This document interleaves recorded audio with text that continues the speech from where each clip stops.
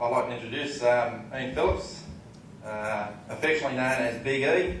Thanks, Brad.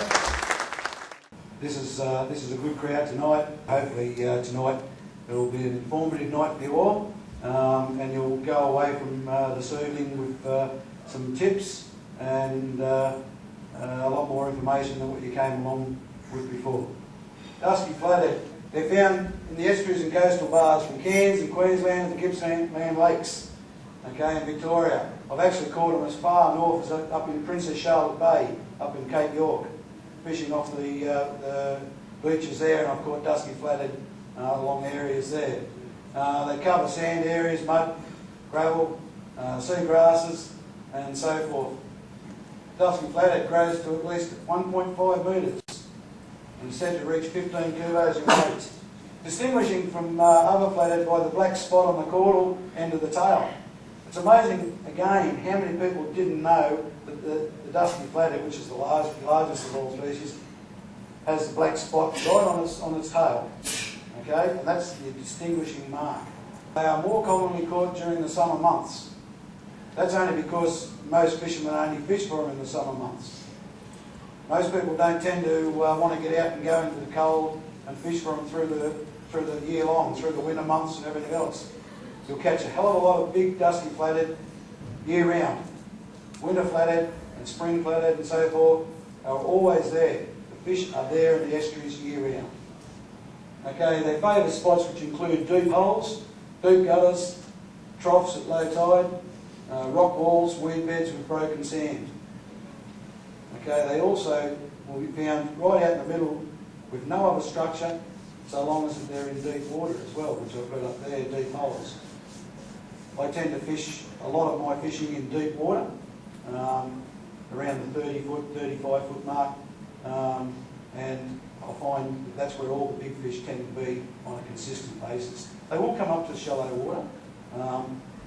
They find more in the summer months, around the December, January, February, they'll come up into the shallower waters for their breeding purposes, and then they'll go back into the deeper water. You'll find them more predominant around 17 to 20 foot in the summer months. They'll go back to their deeper water in the other months. So don't be afraid to fish for them in deep water. With plastics, people think that as you're casting out your plastic and you're jigging it, casting, jigging it, and so forth, that as you go along, the flathead's come along and grabbed it.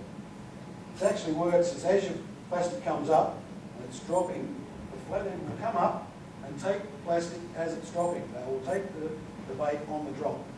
Okay? They'll go to the bottom with it and they'll be sitting on it that's already in their mouth, waiting. As soon as you go for your next jig, hook just grabs them, and that's when you've got the weight.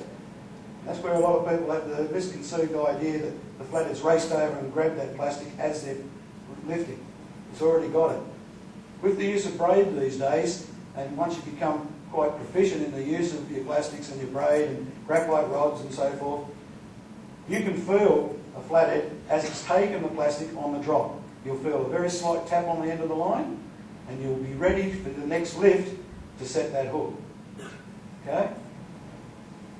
Something else to remember if you're fishing in deep water and you've caught a flathead and you're winding him in, and all of a sudden you'll drop it, don't just keep winding in, drop the plastic back down. 9 times out of 10, the flathead will go back and grab that plastic again. I've had 3 or 4 goes on the one fish, on the one drop, and hooked it and landed it. So don't be afraid to drop back down. Don't be afraid to use large plastics. You'll find that you're going to get a lot more of your larger fish. You'll still get small fish, legal fish of 40, 50, no problems. You know, like, you're going to still catch all the fish that are there, but the bigger ones are going to give you the opportunity of really nailing those bigger ones. I won't usually use anything less than a 3-inch plastic, like so. That's generally the smallest that I go. And I always use, on that, say a 3-inch plastic, I'll use a 4-row jig with a 3/8 ounce head. Okay, these jigs are from Ozfin, but I'll talk about those a bit more as we go through.